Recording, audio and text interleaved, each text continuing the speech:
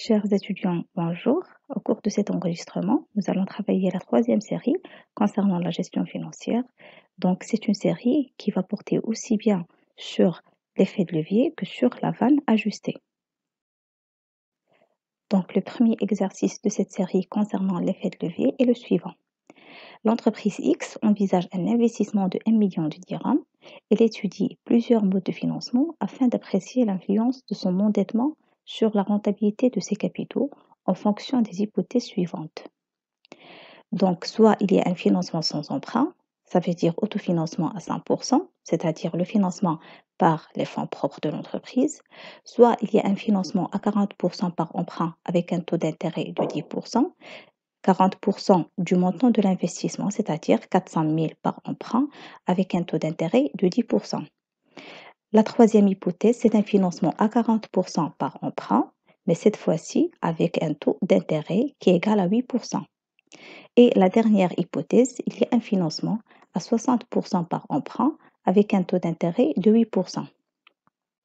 Donc, comme travail à faire, il nous est demandé de calculer la rentabilité financière de chaque hypothèse et de commenter les différentes situations, sachant que le taux de rentabilité économique, il s'élève à 20% et le taux de l'IS, il est égal à 30%. Comme deuxième question, nous allons calculer la rentabilité financière de chaque hypothèse avec un taux de rentabilité qui est égal à 8%. Avant de commencer la correction de l'exercice, nous allons faire un petit rappel de cours concernant la rentabilité financière et l'effet de levier. Donc, commençons par la rentabilité économique. Elle est définie par l'appréciation de la rentabilité liée à l'investissement sans tenir compte du mode de financement adopté pour sa réalisation. Ça veut dire quoi? Ça veut dire que la rentabilité économique est une rentabilité qui permet d'indiquer ce que gagne l'entreprise de son capital investi sans prendre en considération la structure financière, c'est-à-dire quel que soit le mode de financement choisi par l'entreprise. Mathématiquement parlant, la rentabilité économique, c'est le rapport entre le résultat d'exploitation et le total des actifs. Concernant la rentabilité financière, c'est la rentabilité du projet compte tenu des charges liées au mode de financement choisi.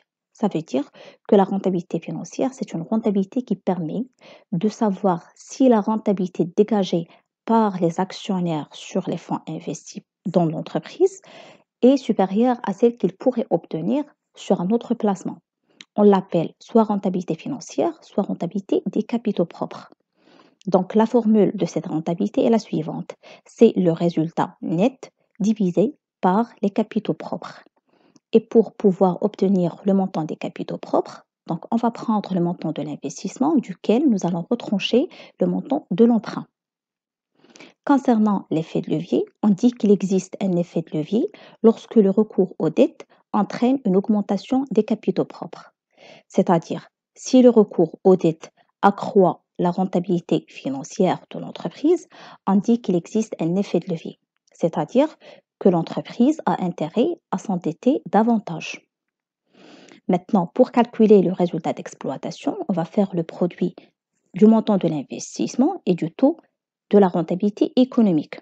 Pour calculer les charges financières, donc c'est l'emprunt multiplié par le taux d'intérêt. Et pour calculer le résultat avant impôt, c'est la différence entre le résultat d'exploitation et les charges financières. Donc, pour pouvoir calculer la rentabilité financière pour les quatre hypothèses, nous avons utilisé ce tableau-là.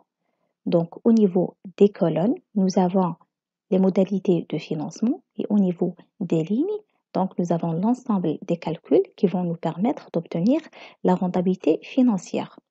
Commençons par la première ligne. Donc, le montant de l'investissement, il est de 1 million de dirhams pour l'ensemble des modes de financement. Pour l'emprunt, au niveau de la première modalité, il est égal à 0% parce qu'il y avait un autofinancement. Pour la deuxième modalité, c'était 400 000 dirhams, c'était 40% du montant de l'investissement. Pour la troisième modalité, on avait le même montant. Pour la dernière, c'était 600 000 dirhams parce qu'il y avait 60% de l'emprunt. Le taux de rentabilité économique, c'est une donnée que nous avons sur l'énoncé, il représente 20%. Donc, pour pouvoir calculer le résultat d'exploitation, donc nous allons multiplier le montant de l'investissement par le taux de la rentabilité économique. C'est-à-dire, pour la première modalité, c'est 20% multiplié par 1 million. On va faire de même pour le reste des modalités. Pour le taux d'intérêt, pour la première modalité, il est égal à 0 parce qu'il y avait un autofinancement, donc il n'y avait aucun emprunt. Pour la deuxième modalité, on avait un taux d'intérêt de 10%. Pour la troisième, le taux d'intérêt représente 8%. Et pour la dernière modalité, le taux d'intérêt était de 8%. Maintenant, pour calculer les charges financières, on va multiplier le montant de l'emprunt par le taux d'intérêt. Pour la première modalité, c'est 0, il n'y avait aucun emprunt. Pour la deuxième, c'est 40 000, c'est 200 000, plutôt c'est 400 000 multiplié par 10%. Pour la troisième modalité, c'est 400 000 multiplié par 8%, ça donne 32 000. Pour la dernière modalité, c'est 600 000 multiplié par 8%. Donc jusque-là, nous avons calculé les charges financières. On va passer maintenant au calcul du résultat avant impôt. Et la formule du résultat avant impôt, c'est la différence entre le résultat d'exploitation et les charges financières.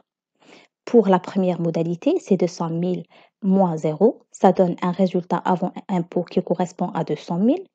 Pour la deuxième modalité, c'est 200 000, le résultat d'exploitation, il représente 200 000, moins les charges financières qui représentent 40 000, et ça donne 160 000. Et on va faire de même pour toutes les autres modalités. On a un taux de l'IS qui représente 30%, donc il faut retrancher la part de l'impôt pour pouvoir calculer le résultat net. Donc, soit on prend le résultat avant impôt et on le multiplie par 70%, soit on calcule le montant de l'impôt et on le retranche du résultat avant impôt. Et donc, le résultat net, c'est le résultat avant impôt moins l'impôt sur la société, c'est-à-dire 200 000 moins 60 000 pour la première modalité, et ça donne un résultat net qui correspond à 140 000. Pour la deuxième modalité, c'est 160 000 moins 48 000, donc ça donne 112 000. Et on va faire de même pour les deux autres modalités. Donc, pour calculer la rentabilité financière, nous allons appliquer la formule du résultat net après impôt divisé par le montant des capitaux propres. Et le montant des capitaux propres, c'est le montant de l'investissement moins le montant de l'emprunt. Pour la première modalité, donc le résultat net, c'est 140 000 et le montant des capitaux propres, c'est 1 million de dirhams parce qu'il n'y avait aucun emprunt. Donc, tout l'investissement a été financé par les capitaux propres. Pour la deuxième modalité, nous avons un résultat net qui correspond à 112 000 divisé par le montant des capitaux propres, c'est-à-dire 1 million moins 400 000 qui concerne l'emprunt. Et on va faire de même pour les deux autres modalités. Donc, comme commentaire, nous pouvons dire que la rentabilité financière est supérieure à la rentabilité économique dans le quatrième cas et par conséquent, il existe un effet de levier qui est positif. Donc, concernant la deuxième question, on va recalculer le taux de la rentabilité financière, mais cette fois-ci avec un taux de rentabilité économique qui correspond à 8%. Donc, on a le même montant concernant l'investissement, les mêmes emprunts, le taux de rentabilité économique, il est passé de 20% à 8%. Donc, pour calculer le résultat d'exploitation, on va multiplier le montant de l'investissement par le taux de la rentabilité économique. Donc, ça donne 1 million multiplié par 8%. Donc, c'est ce qu'on a trouvé, un résultat d'exploitation qui correspond à 80 000 pour toutes les modalités. Donc, il n'y avait aucun changement concernant les charges financières puisque le montant concernant les emprunts n'a pas changé et le taux d'intérêt n'a pas changé. Donc, pour calculer le résultat avant impôt, on va prendre la différence entre le résultat d'exploitation et les charges financières. Pour la première modalité, c'est 80 000 moins 0, ça donne un résultat avant impôt qui correspond à 80 000. Pour la deuxième modalité, c'est 80 000 moins 40 000 et ça donne un résultat avant impôt qui correspond à 40 000. Pour la troisième modalité, c'est 80 000 moins 32 000 et pour la dernière modalité, c'est 80 000 moins 48 000. Pour obtenir le résultat net après impôt, il faut retrancher la part de l'impôt qui représente 30%. Donc, le résultat net pour le premier cas, c'est 56 000. Pour le deuxième cas, c'est 28 000. Pour le troisième cas, c'est 33 600 et pour le dernier cas, c'est 22 400. On va maintenant appliquer la formule pour pouvoir calculer la rentabilité financière. Donc, la rentabilité financière, c'est le résultat net divisé par le montant des capitaux propres. Donc, pour le premier cas, c'est 56 000 divisé par 1 million, puisqu'il n'y avait aucun emprunt. Pour le deuxième cas, c'est 28 000 divisé par 600 000. Pour le troisième cas, c'est 33 600 divisé par 600 000. Et pour le dernier cas, c'est 22 400 divisé par 400 000. Donc, nous remarquons que la rentabilité financière est inférieure à la rentabilité économique parce que le taux de la rentabilité économique dans ce cas, il correspond à 8%. Et par conséquent, on dit que l'effet de levier est négatif, c'est-à-dire que l'entreprise n'a pas intérêt à s'endetter. On va passer maintenant au deuxième exercice qui porte sur la vanne ajustée. Donc, l'énoncé de l'exercice est le suivant. Soit un projet d'investissement de 100 000 dirhams générant des flux nets prévisionnels de 36 000 dirhams par an pendant 4 ans. L'entreprise a le choix entre deux modalités de financement. Soit elle va opter pour un autofinancement de 40 000 et un emprunt de 60 000 qui est remboursable in fine avec un taux d'intérêt de 8%. Soit elle va choisir un autofinancement de 50 000 et un emprunt de 50 000 remboursable par amortissement constant avec un taux d'intérêt de 6%. Comme travail à faire, on va déterminer la modalité de financement la plus avantageuse selon le critère de la vanne ajustée, sachant que le taux de l'IS il est de 30% et le taux d'actualisation représente 10%. Donc maintenant, on va faire un petit rappel de cours avant de commencer la correction de l'exercice. Donc le critère de la vanne ajustée consiste à tenir compte de l'effet qu'aurait le mode de financement sur les flux de liquidité générés par le projet. Ça veut dire on parle de la vanne ajustée lorsqu'on a plusieurs modes de financement, c'est-à-dire on a autofinancement plus soit emprunt, soit crédit bail. Dans notre cas, on va travailler sur le cas de l'emprunt. Et donc la vanne ajustée est égale à la vanne de base, c'est-à-dire la vanne qu'on calcule lorsqu'on est en train de parler d'un autofinancement, plus la vanne d'emprunt ou bien ce qu'on appelle la vanne de financement. Pour calculer la vanne de base, on a déjà vu la formule, c'est la vanne ordinaire, c'est la somme des cash flows actualisés moins le montant du capital investi. Et pour pouvoir calculer la vanne de l'emprunt, ou bien ce qu'on appelle la vanne de financement, c'est le montant de l'emprunt effectivement reçu moins la valeur actuelle des annuités nettes des économies d'impôt. Quand on dit valeur actuelle, c'est-à-dire il faut utiliser la méthode de l'actualisation. Donc, il est à rappeler que le mode de financement le plus avantageux pour l'entreprise est celui qui offre la vanne ajustée la plus élevée. Donc, pour appliquer la formule de la vanne ajustée, nous allons calculer en premier lieu la vanne de base et après on va calculer la vanne de l'emprunt. Pour calculer la vanne de base, donc on va appliquer la formule de la somme des cash flows actualisés moins le montant du capital investi. On a déjà une information sur les flux nets prévisionnels ou bien ce qu'on appelle les cash flows qui sont égaux à 36 000. Donc, la formule, c'est 36 000. On va les actualiser.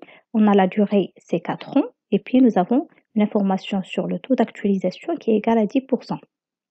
Donc, on va actualiser les cash flows et après, on va retrancher le montant du capital investi qui est égal à 100 000. Et ça donne une vanne de base qui est égale à 14 115,16.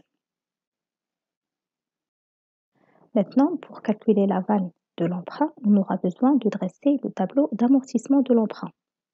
On a déjà une information selon l'énoncé que l'emprunt représente une valeur de 60 000 et qui est remboursable in fine. In fine, ça veut dire qu'au cours de la durée de l'emprunt, on ne rembourse que les intérêts. Donc, ce n'est qu'à la dernière année où le remboursement du capital est effectué. C'est ce qu'on va faire ici. Au niveau de la première année, on ne paye que les intérêts. Au niveau de la deuxième année, on ne paye que les intérêts.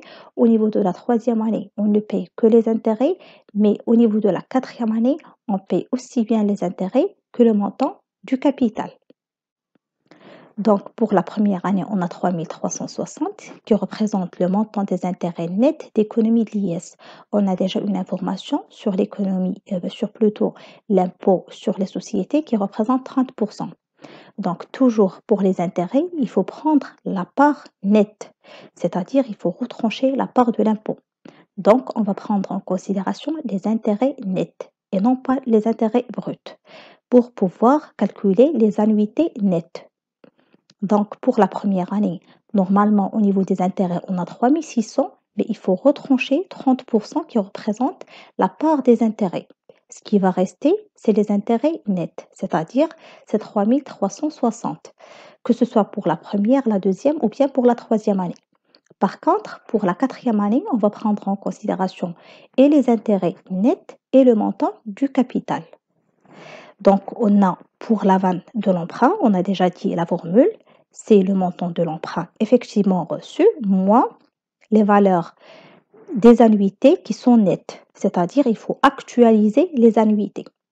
Pour la première, deuxième, troisième année, on a les mêmes annuités, ils sont constantes, donc on va actualiser avec la formule de l'actualisation, c'est 3360 multiplié par 1 moins 1,1 à la puissance moins 3, le taux divisé sur 0,1 parce qu'on a un taux d'actualisation qui est de 10%. Par contre, pour la quatrième année, on va prendre et les intérêts nets et le montant du capital, c'est-à-dire 63 360, et on va l'actualiser, c'est-à-dire à la puissance moins 4, parce que on est en train d'actualiser les annuités nettes concernant la quatrième année. Et en faisant le calcul, nous allons trouver une vanne de l'emprunt qui représente 8 368,44. Pour avoir la vanne ajustée, on va faire la somme de la vanne de base et la vanne de l'emprunt. On a déjà calculé la vanne de base et nous avons trouvé un montant qui correspond à 14 115,16. Et pour la vanne de l'emprunt, c'était 8 368,44. Donc en faisant le calcul, nous allons trouver une vanne ajustée qui est égale à 22 483,60. Maintenant, on va passer à la deuxième modalité pour laquelle on va calculer aussi bien la vanne de base que la vanne de l'emprunt. Donc, pour calculer la vanne de base, on va toujours appliquer la formule qui est égale à la somme des cash flows actualisés moins l'investissement initial. Donc, pour les cash flows, ils sont d'un montant de 36 000. Donc, on va les actualiser pour une durée de 4 ans, moins l'investissement initial qui est égal à 100 000. Donc, en faisant le calcul, nous avons trouvé 14 115,16. Ça concerne le montant de la vanne de base. On va ensuite calculer la vanne de l'emprunt. Pour pouvoir la calculer, on aura besoin de dresser le tableau d'amortissement de l'emprunt. Selon l'énoncé, on a pour la deuxième modalité un emprunt pour une valeur de 50 000 qui est remboursable par amortissement constant avec un taux d'intérêt qui est égal à 6%. Donc, commençons maintenant par calculer le montant des amortissements. Puisqu'on a des amortissements qui sont constants, on va prendre le montant de l'emprunt qui est égal à 50 000 qu'on va diviser par 4. Par 4 parce que le nombre d'années, c'est 4. Donc 50 000 divisé par 4, donc ça donne des amortissements constants qui sont égaux à 12 500 pour toutes les années. Ça, c'est le montant des amortissements. Puisque le taux d'intérêt est égal à 6%, donc on va prendre le capital au début de la période qu'on va multiplier par le taux d'intérêt pour pouvoir calculer le montant des intérêts. Donc c'est 50 000 multiplié par 6%. Et ça donne un montant concernant les intérêts pour la première année qui sont égaux à 3 000.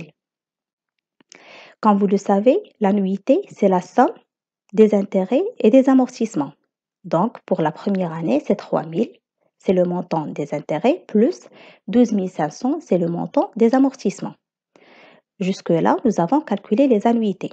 Mais il faut toujours prendre en considération l'économie d'impôt sur les intérêts. On a déjà un montant des intérêts concernant la première année qui sont égaux à 3 000.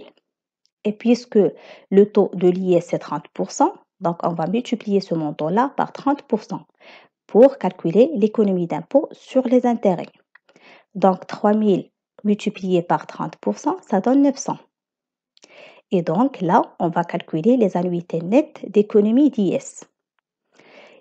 Pour les calculer, on va prendre l'annuité moins l'économie d'impôt sur les intérêts. Pour la première année, l'annuité c'est 15 500 et l'économie d'impôt sur les intérêts c'est 900. Donc pour trouver l'annuité nette d'économie d'IS, donc on va retrancher 900 du montant de l'annuité, c'est-à-dire 15 500 moins 900. Et ça donne une annuité nette d'économie d'impôt concernant la première année qui est égale à 14 600. Et on va faire de même pour toutes les autres années. Le tableau d'amortissement de l'emprunt nous a permis de calculer les annuités nettes. Maintenant, on aura besoin de les actualiser. Pour la première année, nous avons trouvé une annuité nette qui correspond à 14 600. On va la multiplier par 1,1 parce qu'on a un taux d'actualisation qui est égal à 10% à la puissance moins 1. Pour la deuxième année, on a une annuité nette qui correspond à 14 075. On va la multiplier par 1,1 à la puissance moins 2 et ainsi de suite. Pour calculer la vente de l'emprunt, donc on va prendre le montant de l'emprunt contracté, c'est-à-dire 50 000, moins la somme des annuités qui sont actualisées, moins 43 981,52. Et ça donne une vente de l'emprunt qui correspond à 6 018,48. Donc la vanne ajustée, c'est la somme de la vanne de base et la vanne de l'emprunt. C'est 14 115, c'est-à-dire le montant de la vanne de base, plus 6 018,48. Et ça donne une vanne ajustée qui est égale à 20 133,64. Comme interprétation, on peut dire que l'entreprise a intérêt à financer son projet d'investissement par la première modalité qui se compose de 40% des fonds propres et 60% d'emprunts. Car cet investissement-là, c'est-à-dire cette modalité de financement, va lui permettre de dégager la vanne ajustée la plus élevée.